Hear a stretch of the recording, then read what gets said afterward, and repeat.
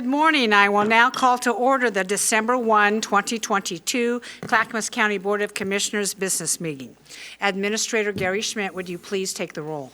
Yes, Chair Smith, thank you. First, our staff support today, County Counsel Stephen Madcore, Clerk to the Board Tony Mayernick. Commissioner Schrader is attending a National Association of Counties event today and will not be present. With that, roll call. Commissioner Shull. Here. Commissioner Fisher. Here. Commissioner Savas. Present. Chair Smith. Here. I will now lead us in the Pledge of Allegiance. I pledge allegiance to the flag of the United States of America and to the republic for which it stands, one nation under God, indivisible, with liberty and justice for all. Thank you, and good morning, everyone. We are holding this meeting in person and virtually. If you've joined us via Zoom during this meeting and are interested in providing public comment, we will prompt you regarding how to do that when the time is right. General public comment will be taken at the usual allotted time. I would like to remind all participants, including staff, all elected officials, and members of the public, that Robert's Rules of Order will be enforced during this meeting. We welcome your opinions and look forward to your polite participation. I will now recess as the Board of County Commissioners and convene as a Housing Authority Board. Gary. You're now meeting as the Housing Authority of Clackamas County Board. Joining you on Zoom is Housing Commissioner Ann Leenstra. Are you there, Ann? I'm here. Wonderful. Good morning. Welcome. This is a consent agenda for the Housing Authority. Tony, would you please read the consent agenda?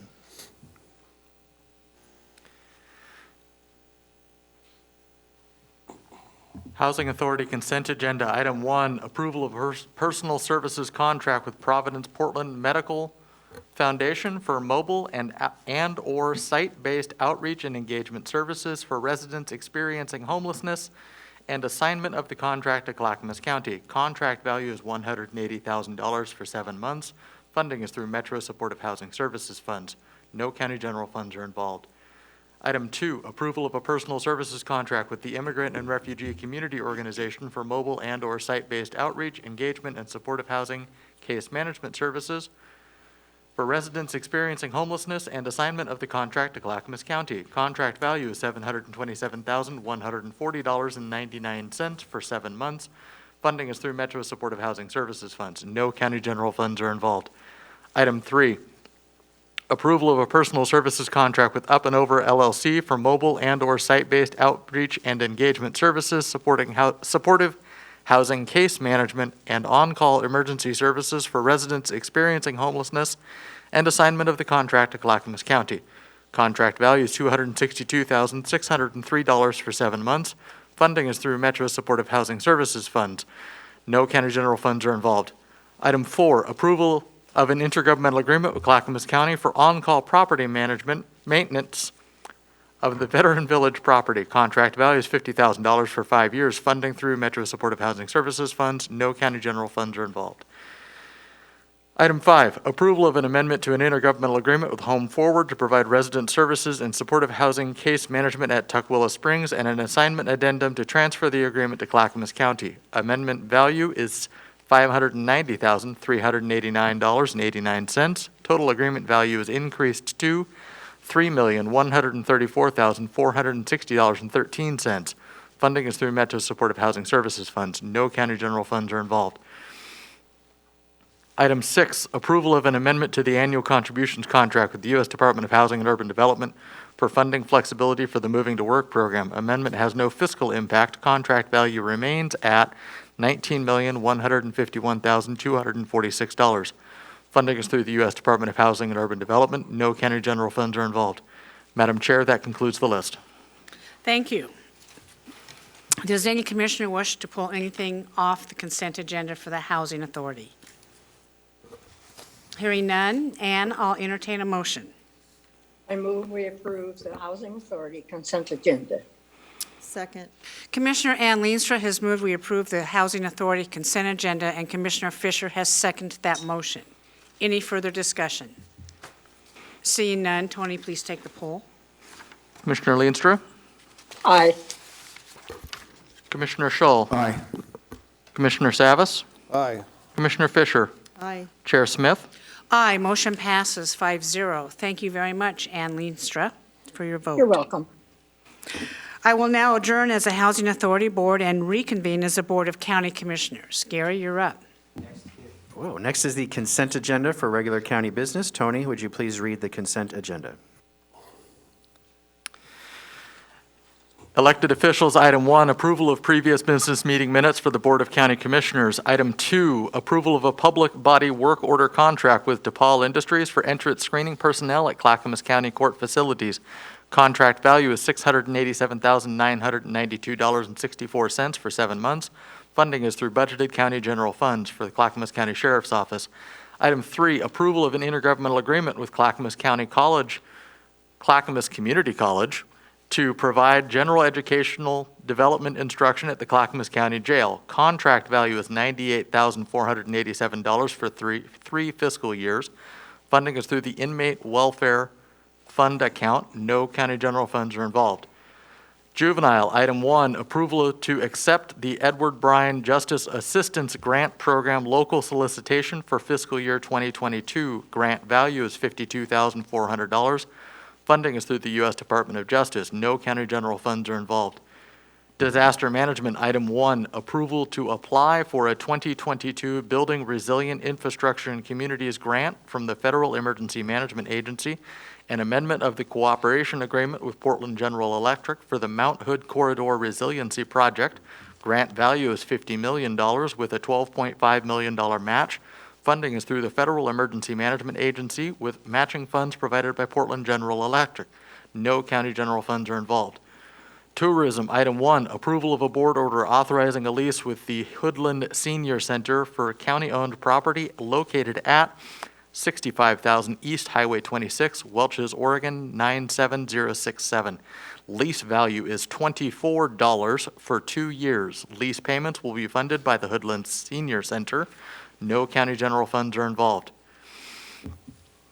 Health, Housing, Human Services, item 1, approval of Health Resources and Services Administration co-applicant agreement with the Community Health Council. No fiscal impact, no county general funds are involved.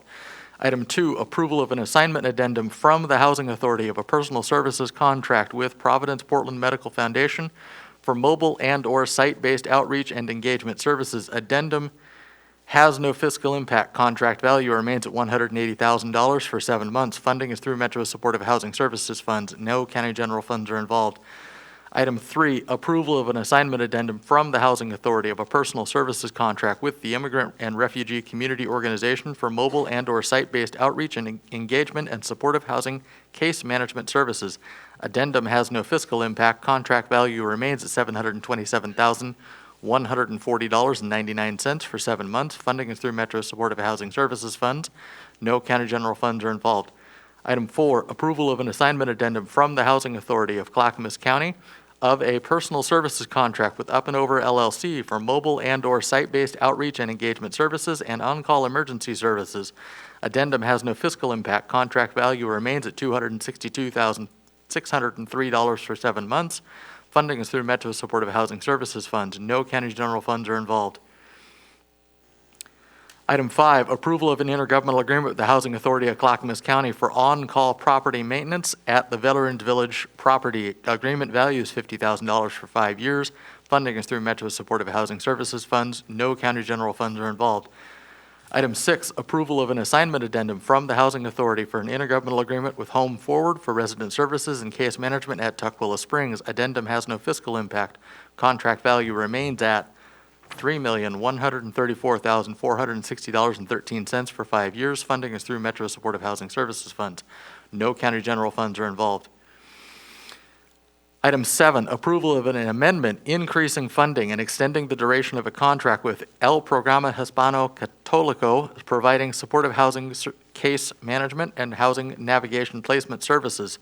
Amendment value is $2,205,005.97 for 1 year and 7 months. Total contract value is increased to $2,667,922.97 for 2 years and 7 months. Funding is through Metro Supportive Housing Services Funds. No county general funds are involved. Item 8, approval of an amendment increasing funding and extending the duration of a contract with Greater New Hope Family Services, LLC, providing supportive housing, case management, and housing navigation placement services for the Housing and Community Development Division. Amendment value is $1,184,051.35 for 1 year and 7 months. Total contract value is increased to $1,750,151.35 for 2 years and 8 months. Funding is through Metro Supportive Housing Services Funds. No county general funds are involved. Item 9, approval of an amendment extending the duration and modifying terms of the ground lease from the Clackamas County Development Agency for the Veterans Village Transitional Housing Facility. Amendment value is $0. Lease value remains at $0. No county general funds are involved. Madam Chair, that concludes the list. Thank you, Tony. Does anybody wish to remove anything from the consent agenda? Seeing no one, I will entertain a motion. I move for approval of the consent agenda. Seconded. Commissioner Savas has moved for approval of the consent agenda, and Commissioner Scholl has seconded that motion. Any further discussion? Seeing none. Tony, please take the poll. Commissioner Fisher, Aye. Commissioner Savas, Aye. Commissioner Scholl, Aye. Chair Smith. Aye. Motion passes 4-0. I will now recess as the Board of County Commissioners and convene as the Development Agency. Gary, what's up? This is the consent agenda for the Development Agency. Tony, would you please read the consent agenda? Development Agency Consent Agenda, 1 item, approval of an amendment extending the duration and modifying terms of the ground lease to Clackamas County for the Veterans Village Transitional Housing Facility. Amendment value is $0. Lease value remains at $0. No county general funds are involved. Does any commissioner wish to remove anything off this consent agenda? Seeing none, I'll entertain a motion. I move for approval of the Development Agency consent agenda. Second. Commissioner Scholl has moved for approval of the Development Agency consent agenda, and Commissioner Savas has seconded that motion. Any further discussion? Seeing none, Tony, please take the poll. Commissioner Savas, Aye. Commissioner Fisher, Aye. Commissioner Scholl, Aye. Chair Smith. Aye, motion passes 4-0. I will now adjourn as a Development Agency and convene as a Water Environment Services Board. Gary. Next is the consent agenda for Water Environment Services. Tony, would you please read the consent agenda? Water Environment Services, 1 item, approval of an amendment modifying scope of work and increasing funding to a personal services contract with Jacobs Engineering Incorporated for owner representation services of the Tri-City Outfall Project. Amendment value is $792,567. Contract value is increased to $1,255,035 for 4 years and 3 months. Funding is through Water Environment Services Operating Fund. No county general funds are involved. Does any commissioner wish to remove anything off this consent agenda? Seeing none, I will entertain a motion.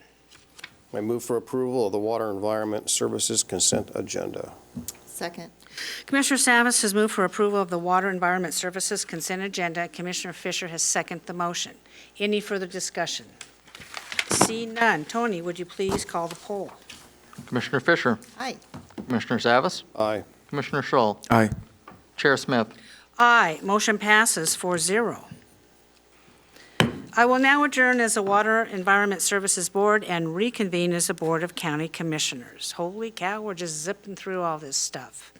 Up now is public communication. This portion of the agenda shall be limited to items of county business which are properly the object of the board consideration and should be nonpartisan in nature, as the BCC is a nonpartisan governing body under Oregon Revised Statutes and County Code. Testimony is limited to 3 minutes. Comments shall be respectful and courteous to all. As a reminder, you can email submissions for public communication at bcc@clackamas.us, and these will be accepted as part of the public record. However, we will not be reading them during the business meeting. I will now open the meeting for public testimony, and I will take the blue cards, the people in person first. First up, I will call Suzanne Corder and Chris Corder. I hope I pronounced your names correctly. Please come up State your name, your area of residence, and you each will have 3 minutes.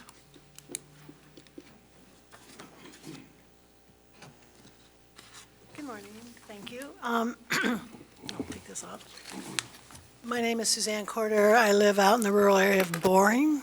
Hold your microphone close. Thank you very Closer? much. We want to hear you. Okay, live out in the area of Boring, near where the Portland Water Bureau wants to put their filtration plant, and that's what brings me here today. Yesterday, the Portland Water Bureau requested from the Portland City Council, I don't know if you call it a motion, I don't know the technical terms. Anyway, they requested eminent domain on properties out there, and some of them are in Clackamas County, which brings me here.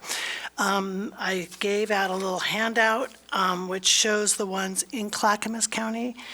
And just to familiarize yourself, if you could look on the back of the second page, it shows the school. I had to write in because there were some omissions by the Portland Water Bureau, including that road that comes in at that same intersection, which is a real concern. The safety there is already bad, and the Portland Water Bureau wants to put in their accesses from Bluff Road. If you compare the back of page 2 to the back of page 4, it shows the two, no, not 4, maybe it's 3. Yeah, 4. It shows the two different accesses they're asking on an already dangerous intersection. There's a K through 8 school sitting right there in the corner.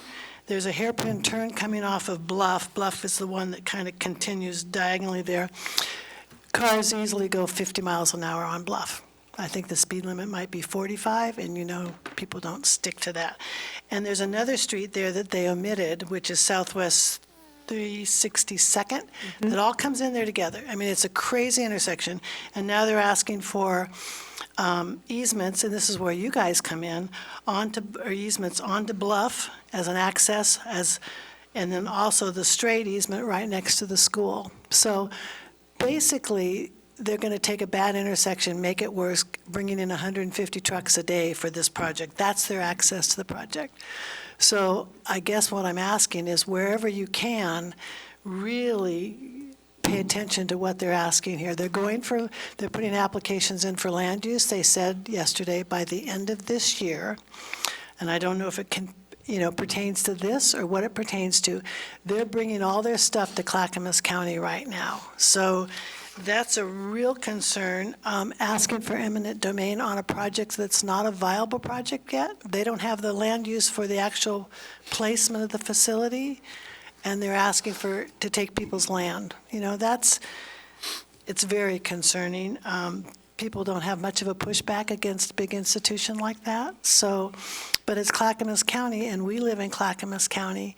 All those areas out there, all these trucks are going to come in, and then it's got to all collide right there by this school and all those streets. So that's, it's seriously like that. When I come there. Thank you. You've been before us before, and we do appreciate this, and I have some questions for legal counsel on this. We have not received an application to know what they're doing. If they're going to fix this intersection, I suspect they probably should to make it more safe. If this goes forward, we just don't know what their intent is. But I have a question for you, and then I'm going to ask a question of our legal counsel. This place here where it says the Deborah M. Service Trustee, is that your property? I'm sorry, I'm not Oh, sure. the place here where the easement is going over. Right, Yeah, is that your property? Do you own that? no. Okay. Thank you, Commissioner Schultz. So where do you live in relation to where this is happening? If you follow that dark line straight up, I'm Yes. right at the end. I'm that corner property up. Where it says the corner of 22, 23, 27, and 26? Right here? Where the Yes. dot is? Yes, that's where it is. Down to the dark line. We own that property to the right corner there. Okay. The northeast corner of Section 27. We are the first property into Clackamas County. Their project is from the dot towards I don't know which direction anyway, towards 10 o'clock, that's how I give directions. That's where they're going to put the facility, and they want to use this line, this is going to be a road where they're going to bring all the So trucks. the facility is across the way from where your residence is? Kitty corner. We're here, it's there. Across the way, that's good enough. Okay. Why Yeah. are you asking that? Why am I asking? Well, because I want to know what's going on. Oh, I Okay. mean, I just want to know what's going on, and with this map, I've never seen this map before. I've never seen this legal description. I just want to know. I'm just Okay, trying to sure. educate Ask- myself, right? ask I'm away. not being disparaging toward you at all. I want to know what's going on. Now, I have a question for our county council when this came through on email. I asked him, I said, how is it that one jurisdiction can legally condemn property in another jurisdiction when supposedly both jurisdictions are equal? Stephen, do you have an answer for that, or are we still researching it? My crack litigation team did the research while we were talking up here, and it demonstrates that Oregon law specifically, well, first off, I don't provide legal advice to the city of Portland, nor do I provide legal advice to members of the general public. I am answering a question given to me by the board, and that is that Oregon law, Chapter 223, which pertains to condemnation, does give cities authority to condemn outside of their jurisdiction, especially if it's for power plants and water. Interesting. Mm-hmm. So I guess what we would need to do, and I don't know how that we're going, I mean, I just don't know what my next steps are on this until we get a land use application, of then at which time we can apply overlaying regulations. I assume, is that right, Stephen? It would depend. I really think we're talking a lot of speculation here. I don't know any of the details. We need to hear more details, what's Yeah, we need happening to- here. We don't know what's going on. And so that's why I was asking where you are in relation to this. I understand that this road is going to be busy, although the road is not identified. The end of it is 362nd. Is this entire road that goes down here, is that 362nd? it's not a road right now. That's what they're going to, partly what they're, That's what they're gonna that's do. all nursery land. Okay. All right, it's and all they're gonna nursery land. condemn Now, that. have the owners of this nursery land objected to? Yes. Okay, but I don't know that we have heard from them here, if they're Clackamas County residents. Have we? Gary, do we know? You've heard from several people about this project. Okay, good. I apologize for that. There's a lot of things that come through. Okay. Yeah. Okay, thank you very much for that. A lot of that wasn't, I mean, I just was bringing up the eminent domain because it happened yesterday at Portland City. My point there is, they don't have a viable project yet, so why would you put the cart before the horse and take people's land? Because you know it's never going to come back to them if the project never happens. So there's that, but I was really concerned about the roads and the schools, because I do know, and I think you said it before, that you were going to have comment, et cetera, on the access to Bluff, because you can't really stop some of this other stuff probably, but the access to Bluff, to put two right next to each other on already 1, 2, 3, 3 or 4 sections happening already. Yeah. So this board has not taken a, quote, formal position on this because we don't know what they're doing. But I would agree in why would they go ahead and exercise what they perceive as their right of eminent domain of a neighboring jurisdiction without first applying for an application to be fully transparent of what they are doing out there. I do object to that. Okay.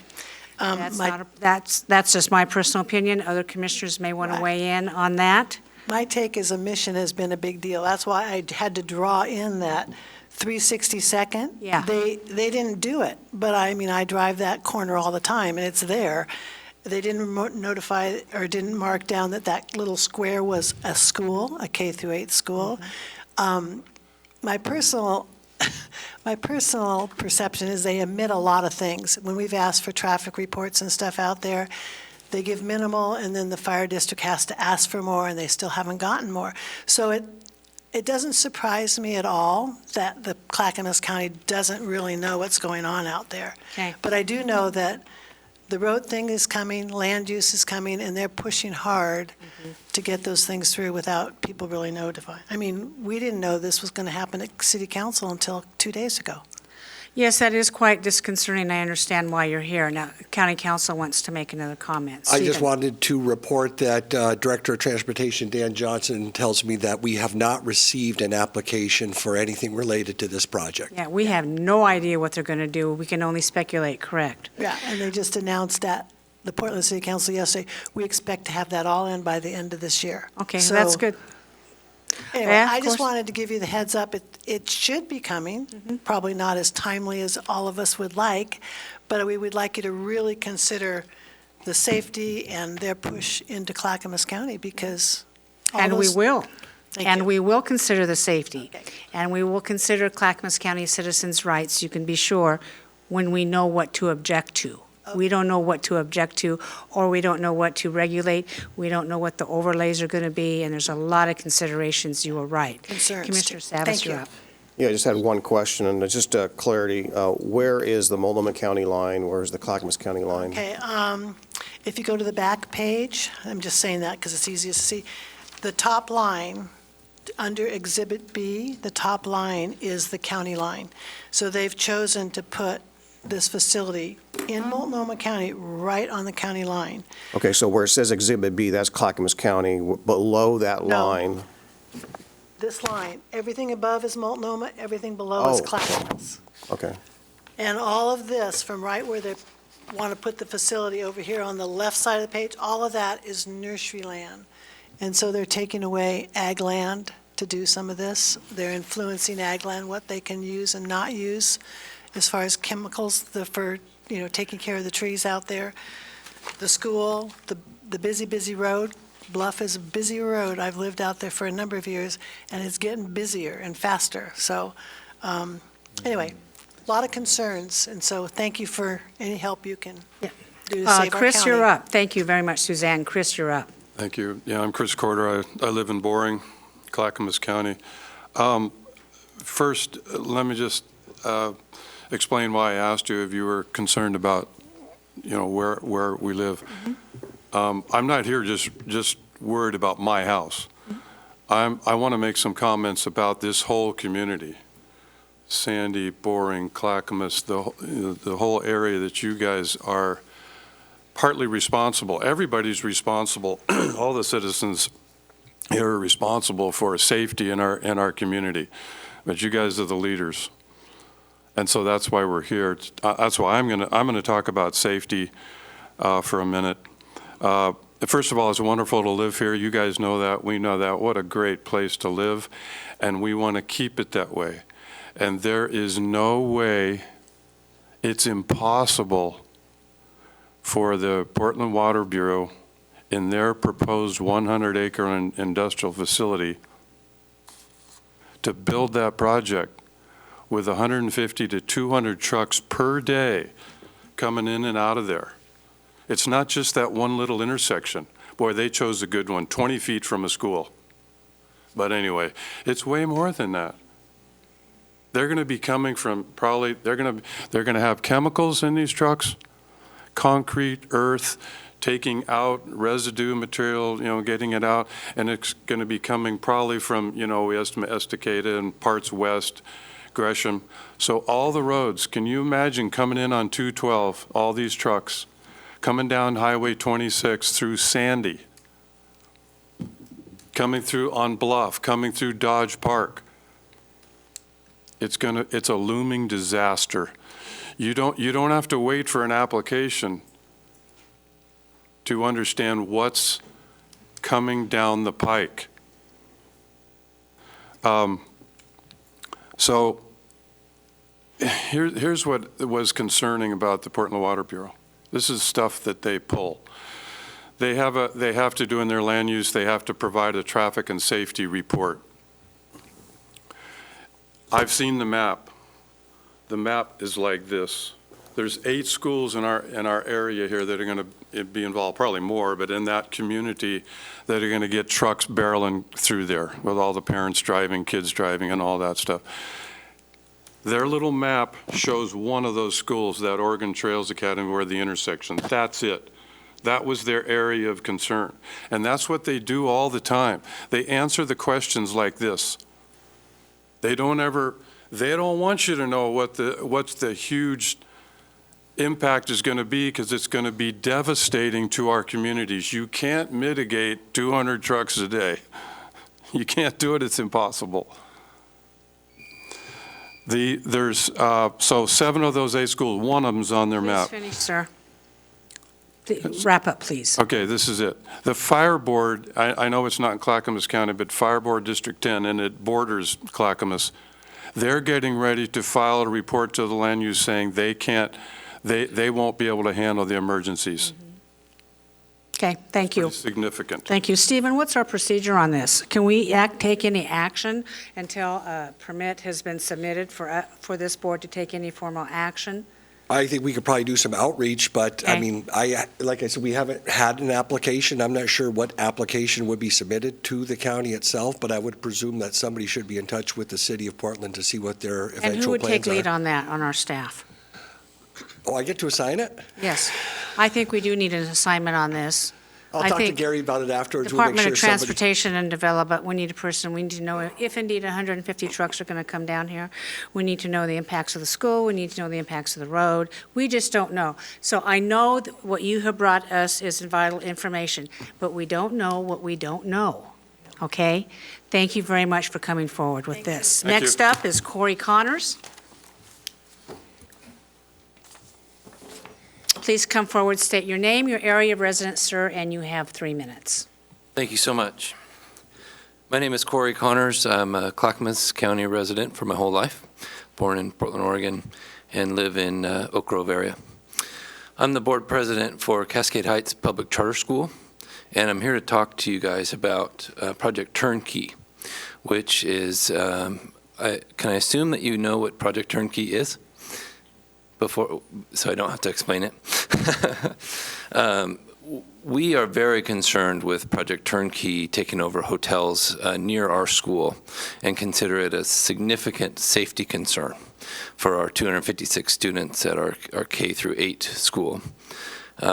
We are already experiencing safety and security issues from residents of local housing, turnkey kind of housing, transitional housing projects that are already in place.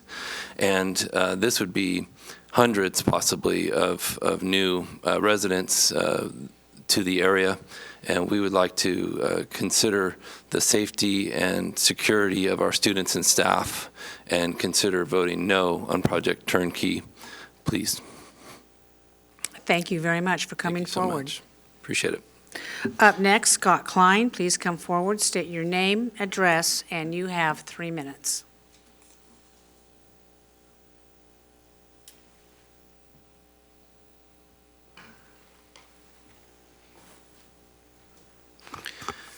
My name is Scott Klein. I am a fire marshal and division chief with Hoodland Fire District. I both live and work within the Welches area. Today I'm talking to you about the Dorman Center property. I originally came in front of the board and made public comment back in May about possibly transitioning this piece of property over to the fire district for a new fire station. Since then, I've kind of received mixed messages about where we are in the process. Occasionally, I've had several board members say, oh, it's in the works, we're probably will see something in 2 weeks, and you should be notified. I've also have been contacted by one of the DTD people, Sarah Ekman, and we've talked several times. And what I've received out of that information is that they're looking at if we end up with the property that Clackamas County, if we are unable to do anything within 5 years, that the piece of property would revert back to Clackamas County. As an agent of the fire district, I cannot say whether our board of directors would vote on it or not, but I would recommend to them not to take that kind of deal. What we find is where the Parks District was able to have private money come in to develop a possible parks plan. If the fire district has the property, we end up paying for architectural, seismic, geotech services, and then go out, try to sell this to our voters. We end up not receiving our bond within 5 years. Then the hundreds of thousands of dollars that we've put towards it, which is taxpayer money, ends up falling off the table, and we have basically wasted money that the taxpayers have given to us in good faith to be used for projects within the fire district. And so I am encouraging that we work through this process as we can, and to look at other options besides giving a 5-year time frame, and then it would revert back to the county. We do not know what the economy is going to hold, and it's really hard to develop a site and then go ahead and sell it to the public before you go out to a bond. We're also looking at other options for paying for it. And with that, that's Thank you very much. Stephen Magcourt, are we able to discuss property negotiations at this public meeting? I think you can. It's What can entirely we the talk board's. about?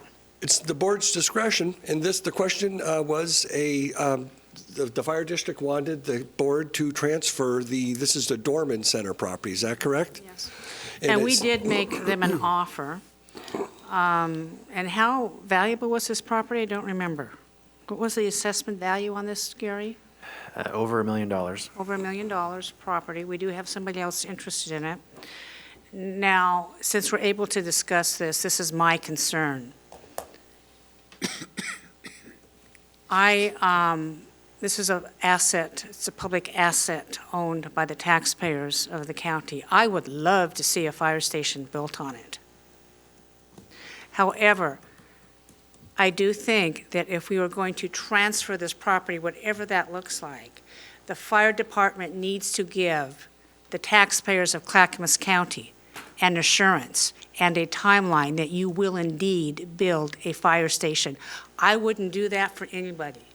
I wouldn't do it for Jesus Christ himself, because this is an asset that's owned by the taxpayers. So when we say the fire department needs to do what they need to do to make sure that you can secure the monies, however you're going to get that, you need to bring us a plan. We say, okay, I have trust, and the citizens have trust that this entity who's going to take over an over $1 million piece of property is going to do exactly what they say they're going to. That's all we're asking. That's all we're asking, and I think you can understand that. Sit in our seats, because we get asked this all the time. You know, we have properties here, we have properties there. Well, everything goes for the public good. So this is a public asset. It will eventually, we hope, to be transferred to the fire department, another public asset, but you need to do what you've promised to do, and that's all we're asking. There should be no confusion about this. Commissioner Savas. Yeah, I just, regardless of the terms of the transfer or sale or whatever it may look like, I would assume that going from one public body to another public body, there should be no quarrel. I would presume no quarrel as having a reversionary clause in there, that if it's not transferred to a private whatever, it stays in public for the public good. I would also expect that there be some correspondence from the board, the fire district board, to this board, and maybe reduce our concerns into writing, frankly, as opposed to just verbalizing here. It just seems a little awkward to be talking about a property negotiation at the dais, but maybe you could connect us with the electeds on the fire district board, and/or send us something in writing, and we can make our concerns clear. Our board will meet 2 weeks from, or a week from Tuesday. So at that point, I will bring this up to our board. We are giving monthly reports.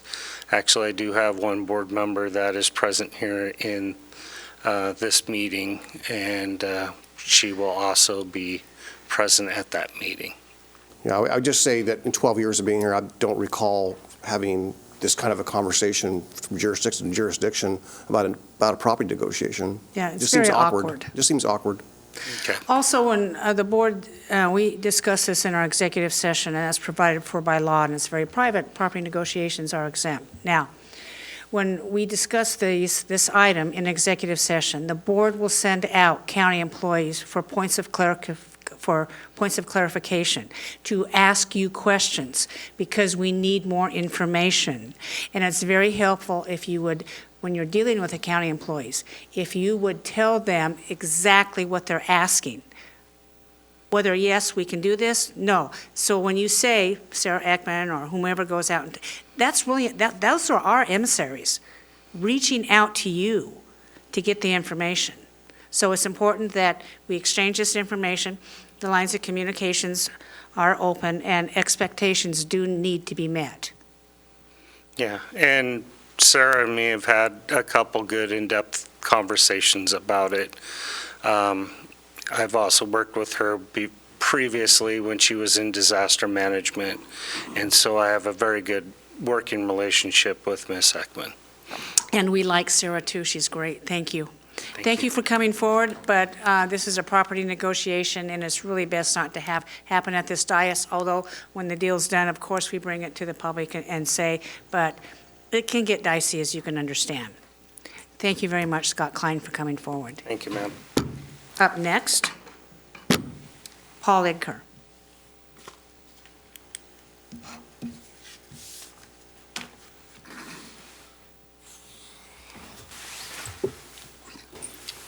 Thank you, Madam Chair and Commissioners. Please introduce yourself. First of all, I really want to thank you guys for what you're doing. You're contributing in the work you do for us, the citizens.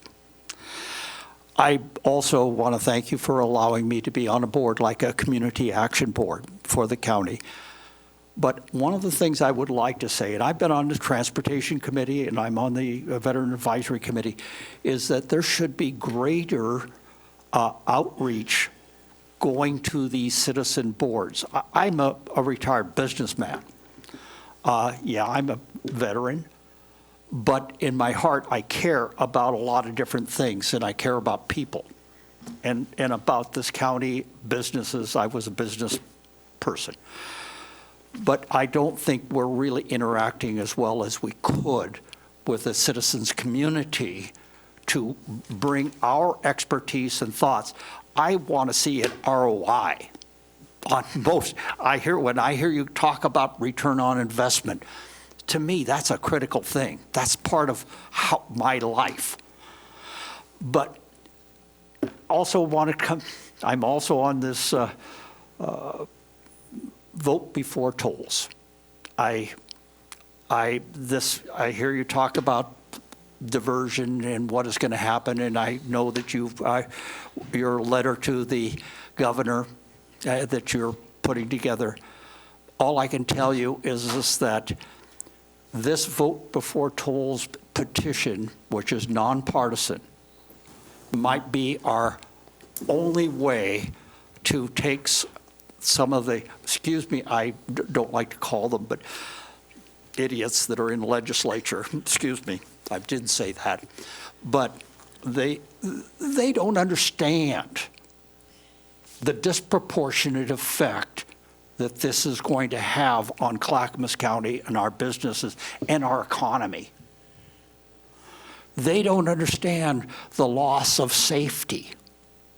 I find that very difficult for me to understand that that 60,000 potential vehicles will be diverted daily onto less safe roads, compromising everyone. And they don't seem to get it.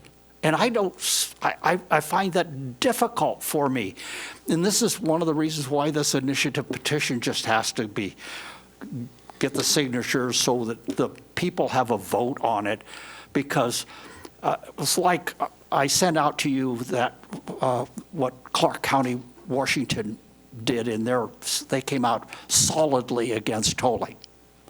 But one of the things they came out with was they said that, you see how much money tolling administration is costing, and they had to backfill out of general funds the cost of tolling. They had to backfill. It's been over 43%. Some of it's up to 68% of gross revenue is being absorbed. And what is the justification for that? You know, and gas tax costs 1% of revenue. Here's one up here, 68%. And I try to say return on investment. Thank you very much. Thank Paul, you. appreciate you coming forward. Up next, Les Poole.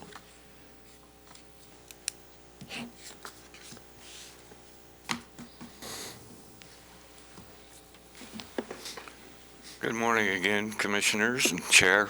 Please introduce Les yourself. Poole. You're I here. live here in the county, been here over 30 years.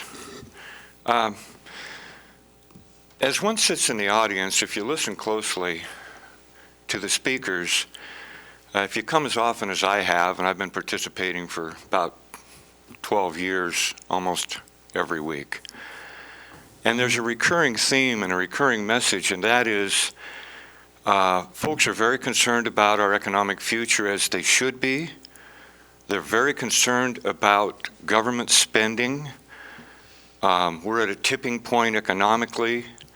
We're seeing expenditures and things moved forward by governments, not specifically the county, that aren't well vetted.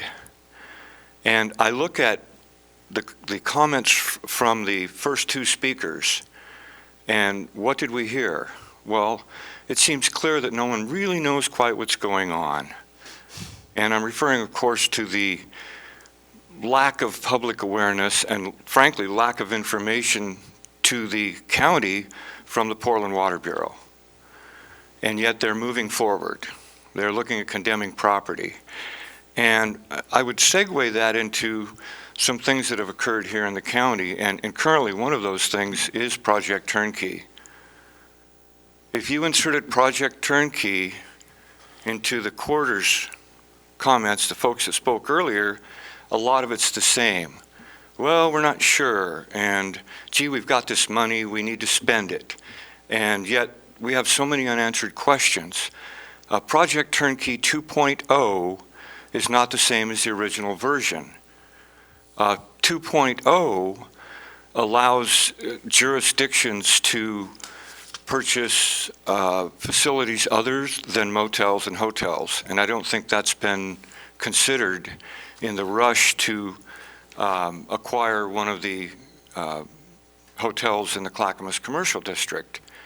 I'm concerned about the lack of a policy or ordinance. When the Veterans Village was built, an ordinance was amended, and here we're blazing a trail, we're setting a precedent, and we really don't have and are not really hearing anything about the zoning and the ramifications and the financial impacts of this in a commercial core that generates jobs and, frankly, an incredible amount of revenue for government, which is desperately needed.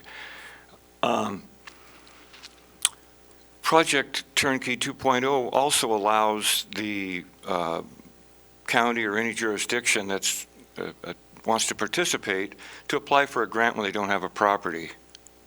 Whoa. Oh, is that true? Whoa. That's what it says in the information that I read about. It's online, and I'll share it with you. So again, there's a lot of concerns here. I'll wrap up, but we have a homeless problem, and throwing incredible amounts of money at it and doing something that's as chancy as what we're thinking about here in Clackamas County is not the answer. And I will conclude by saying congratulations to the West Lynn kids. Congratulations to the Estacada kids. They won state football championships. Go get them. Thank you. Thank you. Gary, there's a point of clarification. The speaker said that we're applying for a grant that we don't have a property for. Did he say that? I don't think that's what he said. I'm not familiar with what Mr. Poole mentioned. I'd have to Yeah, check. Do you know, Stephen? Yeah, thank you very much. Okay, Tony, anybody online? Madam Chair, at this time, I have one registered to speak online. I will start with Jolene Monroe. Ms. Monroe, please state your name and area of residence. You will have 3 minutes. Good morning. My name is Jolene Monroe. I live in Clackamas County and own a business in the Greenhouse Square. I've been before you guys a couple times. I apologize for not being there today. My family got struck with COVID, so trying to keep everyone safe. But there's been no new information really coming from anyone on Project Turnkey, and I wanted to ask a question. When is the vote going to be? Do we know? We're prepared to answer that. Is there any other questions you would like addressed also at this time, Jolene? Well, I was wondering if there will be a public hearing in the evening before the vote happens.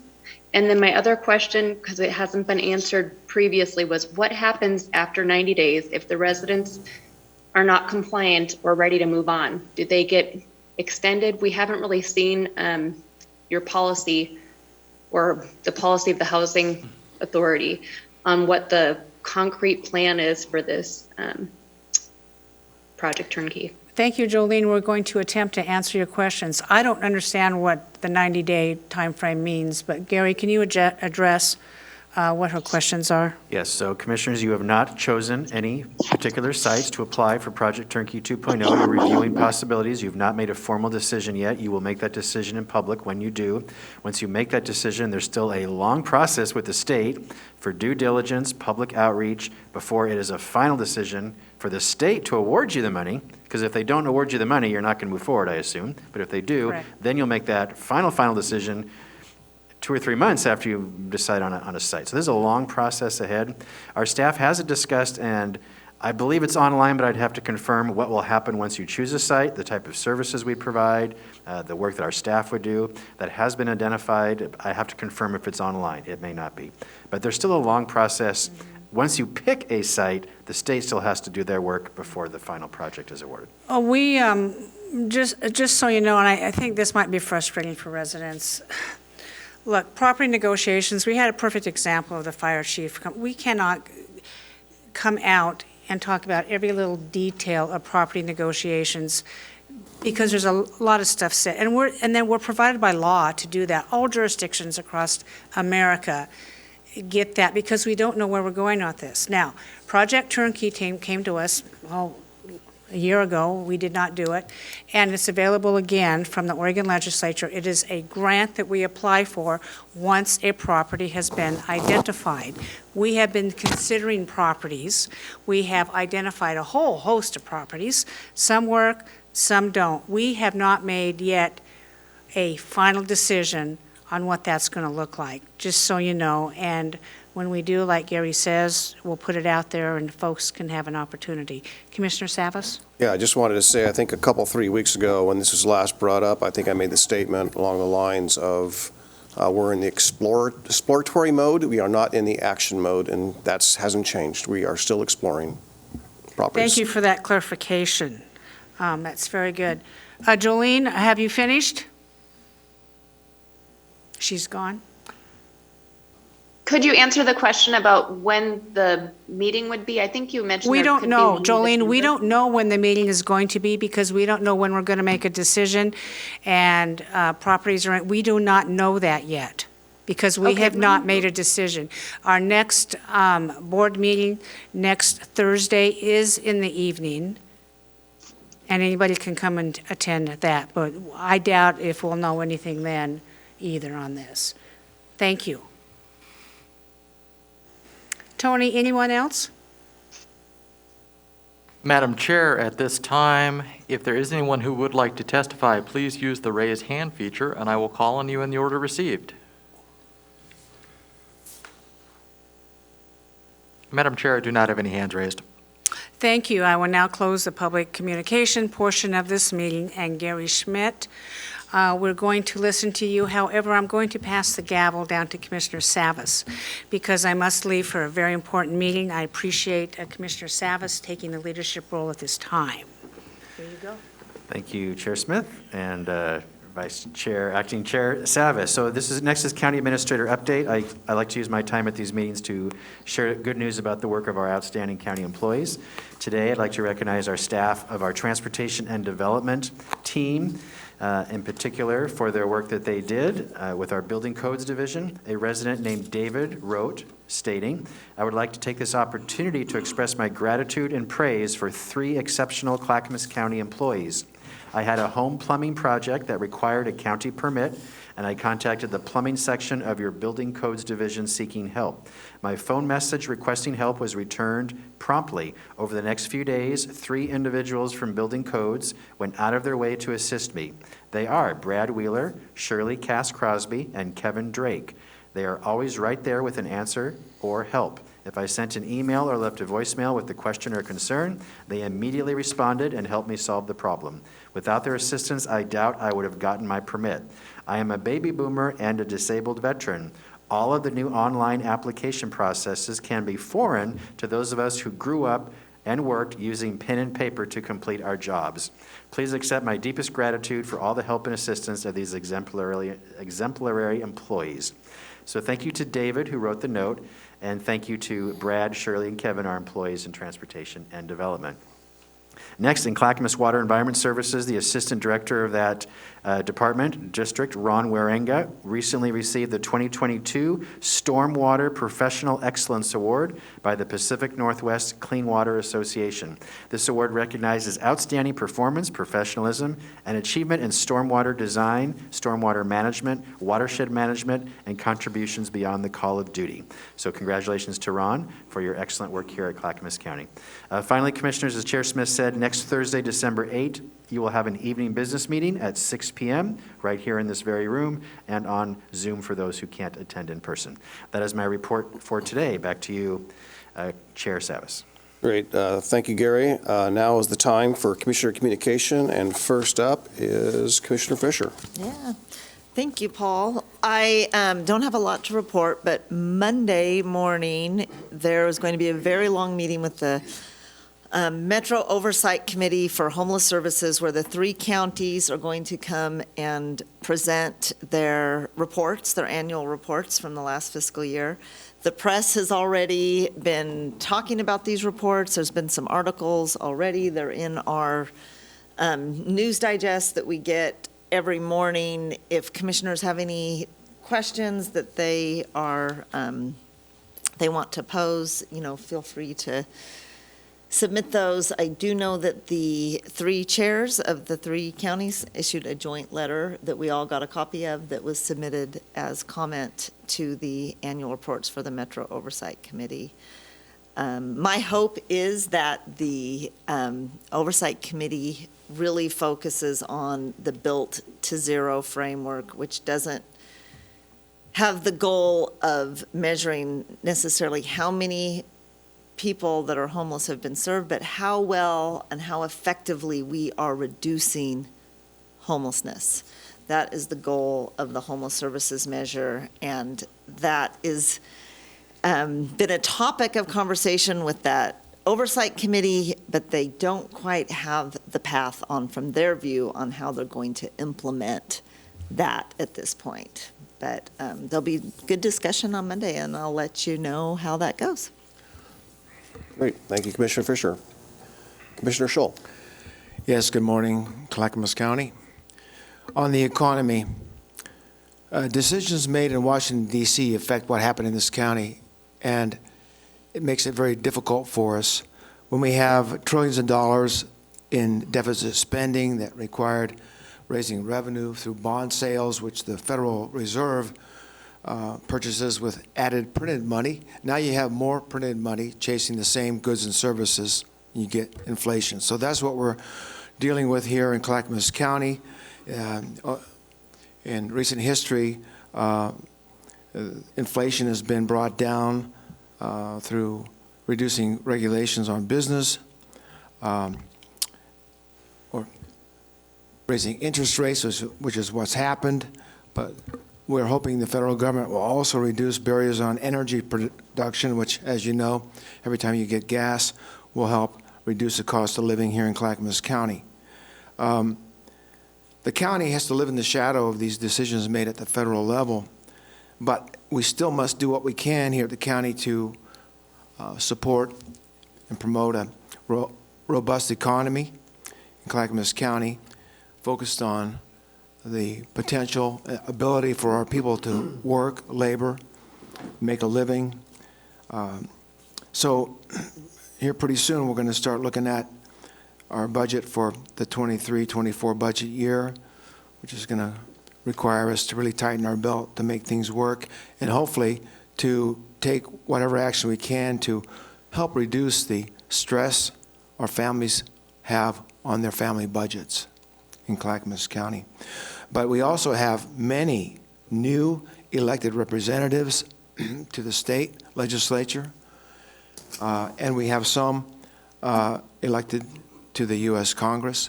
And I urge every citizen in Clackamas County to get to know on January 1st your new state rep, your state senator, your U.S. congressperson, and make sure they are working to do what you want them to do. On the Association of Oregon and California Counties board meeting, I'll be leaving here in a couple hours to go to Roseburg for that meeting tomorrow. We'll discuss the budget and litigation issues. Those litigation issues are the Endangered Species Act critical habitat designation on all ONC lands. 2, the Archie Fire National Environmental Policy Act case. 3, the 2016 EPA Risk Management Program case. And finally, the Cascade Siskiyou National Monument case will be discussed. And I'll be back in this area about 5 o'clock on Friday. On transitional housing, yesterday morning I sat in on the City of Portland Council meeting with Mayor Wheeler. I testified on the Portland Water Bureau filtration plant. But one of the things that they brought up was a transitional housing project that Portland had done in the Pearl District called the Harbor of Hope Transitional Housing Project. It's a low barrier project, which means that people who are suffering from addiction and mental health issues can move directly into there. There was a lot of testimony from residents of the Pearl District who were objecting to the result of that project. It brought in a lot of problems. And I mentioned that as we look at transitional housing, our efforts in this county to get people off the street, as we look at the turnkey project potential, that we also be very mindful of the difference between low barrier projects and high barrier projects and the potential effects that each type of project can have on the residents, the existing residents in the area. On the Portland Water Bureau filtration plant project, I live just about 2 miles from the county line, and I grew up in the Cottrell area. Yesterday at the Portland Council meeting, I spoke to relay concerns from literally maybe as many as 15,000 ratepayers in that area who use water from the Bull Run Reservoir. And, you know, we have people out there that live there for 70 plus years and have used that water their whole life and have never reported one bad instance where they had a bad glass of water. It's beautiful water. I have people from all over the world come to visit me, and they're always shocked at how they can take a drink right out of the faucet and it tastes really great. We have really good water. So we have a lot of pushback against this project, which is said potentially to cost nearly $1.5 billion and would result in a five-fold, at the get-go, increase in water bills. So if you've got a $150 bill, it could become a $750 bill. Add to that the potential for tolling, and families that are struggling to pay rent are soon going to find themselves in a situation where they have to make cuts somewhere. Okay, so this project's very controversial. Like we had a couple people testify today. There has been estimates that there would be a need for 1.5 million cubic yards of material to be moved. Now, most dump trucks can haul 12 yards, so 1.5 million divided by 12 is 125,000 truckloads. That's a huge thing on roads that are not built for that kind of, I mean, if you've been out to Bluff Road, Cottrell Road, Dodge Park Boulevard, you'll find that that's going to be just overwhelming, like our people who testified this morning mentioned. So the people in the area, farmers, ratepayers, schools, road maintenance, public safety, the loss of pristine land, the potential for the LUBA to approve this industrial site on this exclusive farmland property comes with a great deal of concern.